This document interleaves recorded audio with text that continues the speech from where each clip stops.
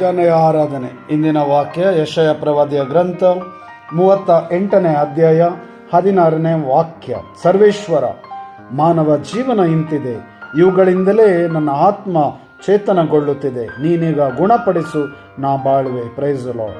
ನೀನೀಗ ಗುಣಪಡಿಸು, ನಾ ಬಾಳುವೆ. ಪ್ರಭು ನಮ್ಮನ್ನು ಗುಣಪಡಿಸಲು ನಾವು ಬಾಳುವೆವು. ಪ್ರಭು ನಮ್ಮನ್ನು ಹರಸಲು ನಾವು ಜೀವಿಸುವೆವು.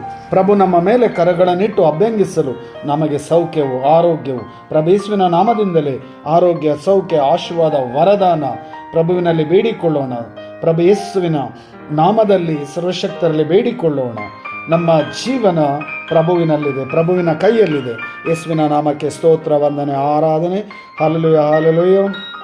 ಪ್ರಭೇಸು ನಿಮ್ಮ ನಾಮಕ್ಕೆ ಸ್ತುತಿ, ಸ್ತೋತ್ರ, ವಂದನೆ, ಆರಾಧನೆ. ಈ ಕ್ಷಣದಲ್ಲಿ ನಿಮ್ಮ ಆತ್ಮರನ್ನ, ಜೀವದ ಆತ್ಮ, ಶಕ್ತಿಯ ಆತ್ಮ ಸುರಿಸಿರಿ. ಆರೋಗ್ಯ, ಸೌಖ್ಯ, ಆಶೀರ್ವಾದ, ವರದನ ಕೃಪೆ, ಕರುಣೆ ನೀಡಿರಿ. ಪಿತನ, ಸುತನ, ಪವಿತ್ರಾತ್ಮನ.